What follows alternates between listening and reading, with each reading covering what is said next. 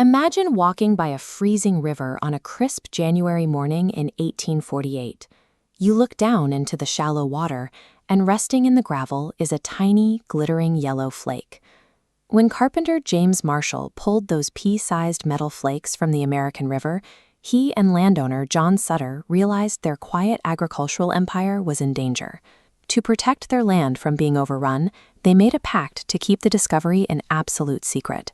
But secrets of that value rarely stay quiet. When rumors reached San Francisco, then a village of only 800 people, a store owner named Sam Brannan saw a different opportunity. Instead of rushing to the river with a pan, he quietly bought every single shovel, pickaxe, and gold pan in the region. Only after he secured a total monopoly on mining hardware did Brannan fill a glass vial with gold dust, march into the center of town, and begin shouting about the riches waiting in the mountains. San Francisco emptied out practically overnight. Carpenters dropped their tools and police officers walked off the job, followed shortly by a global stampede that brought tens of thousands of ships and dreamers into the harbor. Brannan's gamble paid off immediately. He had purchased his shovels for 20 cents apiece. He now sold them to desperate miners for $15 each. Without ever digging a single hole, he became California's first millionaire. This initial frenzy established a rigid economic filter. Before any miner could pull gold from the earth, they had to pay a steep toll to the merchants who controlled the supplies, ensuring that capital flowed toward the sellers long before it reached the prospectors. By 1849, roughly 90,000 people abandoned their lives to travel west. But without any transcontinental infrastructure, reaching California from the East Coast was a grueling life-or-death gamble. Travelers faced 3 lethal routes: walking 6 months across the plains and Rockies, braving a sea voyage around South America, or risking the jungles of Panama. Between cholera, freezing storms, and malaria, thousands died before seeing a speck of gold. Those who survived met a harsh physical reality. Mining meant standing knee-deep in freezing mountain river water for 12 hours a day, swirling heavy gravel in a pan and desperately hoping for a glimmer of yellow.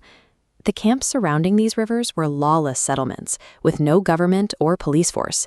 They were appropriately named things like Hangtown and Murderer's Bar, where gambling and vigilante justice were part of daily life. Surviving the journey and the labor was a miracle, but for the average prospector, physical survival rarely translated into financial success. The frontier faced a structural economic failure. Because the population abandoned farms and workshops to stare into rivers, the region stopped producing basic goods.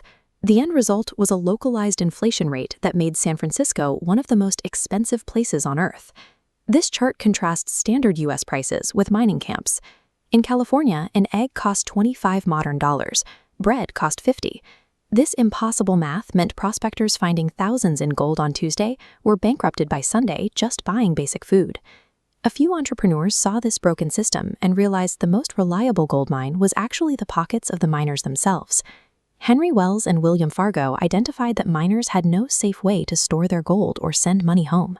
They built a secure banking and express delivery service, creating a massive institutional empire. Similarly, Levi Strauss noticed miners complaining about their cotton pants tearing on sharp rocks. He began making rugged work pants from heavy tent canvas, reinforcing the pockets with copper rivets. These merchants successfully captured the capital the miners were bleeding out, proving that controlling the supply chain was more profitable than extracting the raw resource. The era of the independent prospector with a tin pan was short-lived. By the mid-1850s, the easily accessible surface gold was largely depleted. What followed was a shift toward well-funded corporate mining operations. These companies replaced individual human labor with industrial machines and massive pools of capital. These companies used high-pressure hydraulic hoses to blast entire mountainsides into sluice boxes. While efficient, this corporate phase was an environmental disaster. The rivers were choked with thick mud and toxic mercury, poisoning the water and destroying the natural habitats that had sustained the region for centuries. This destruction had a devastating human cost. The food sources and lands of California's indigenous populations were violently stolen and ruined during the industrial expansion. The rush lasted less than a decade, but the wealth it unearthed moved the geopolitical center of the country westward.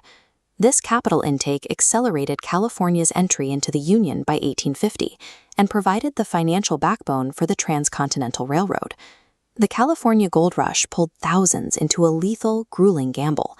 It ultimately proved that in the midst of a frenzy, enduring wealth is rarely built by those chasing the prize, but by those selling the shovels.